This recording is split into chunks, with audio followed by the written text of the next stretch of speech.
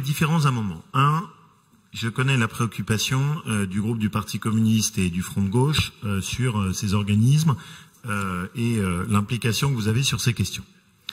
S'agissant de l'AFPA, du Greta, CFPPA et ISRA, vous nous avez plus particulièrement interpellé sur ISRA. Bon.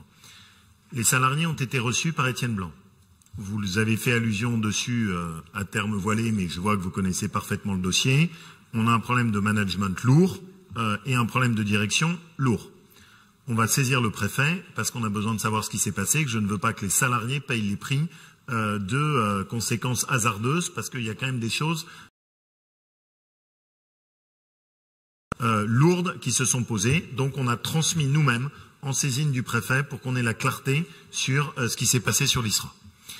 Sur les fonds CARIF-OREF, vous savez que de ce point de vue, vous connaissez, nous, notre position. Hein. Je rappelle les chiffres qui quand même amènent à réfléchir, sur lesquels on avait étudié. Quand vous envoyez 10 € pour la formation d'un jeune, à l'arrivée, il y a 1 € pour financer vraiment la formation du jeune. C'est-à-dire, il y a 9 € qui partent sur toutes les structures intermédiaires et le financement des coordinations des structures intermédiaires. Donc il faut juste qu'on ait une petite réflexion ensemble sur, quand on met de l'argent pour de la formation, c'est bien que ça aide directement à la personne formée. Je comprends très bien. Moi, je ne dis pas du tout qu'il ne faut pas de structure intermédiaire. J'ai été le premier à défendre avec acharnement les missions locales, dont je suis un défenseur forcené. Mais à force de multiplier les coordinations, etc., on finit par plus avoir d'argent qui arrive directement. Donc c'est pour cette raison que que j'appelle à voter contre et votre 119 et votre 120, parce que ça ne va pas directement aux gens. C'est des agences régionales, c'est des intermédiaires. Vous connaissez ma position dessus. Je comprends très bien que vous n'ayez pas la même.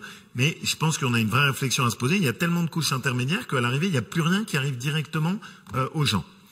Sur la question de l'innovation sociale, je vois bien que ce n'est pas votre volonté, bien sûr. Hein, mais attention, parce que quand vous proposez qu'on intervienne uniquement sur des projets socialement innovants, y compris des projets de SCOP ou de l'ESS, ils sont pas tous socialement innovants. Moi, j'ai en tête, par exemple, le projet sur lequel Benoît Hamon avait porté le projet de loi, qui était un projet de loi chez moi au Puy sur une SCOP, qui avait rien d'innovant. C'était une SCOP traditionnelle, mais sauf qu'elle défendait des emplois traditionnels dans le textile, avec des salaires qui étaient traditionnels, mais sauf qu'on les a sauvés grâce à l'ESS.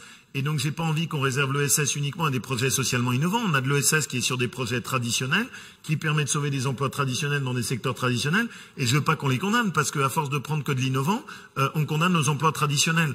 Si grâce à l'ESS, on arrive à sauver des projets comme ce qu'on avait aujourd'hui, d'entreprises qui arrivent à faire de la chaussure française, qui ont été accompagnées notamment par des projets de l'ESS. Chez moi, on est arrivé à sauver une entreprise de soutien-gorge grâce à de l'ESS.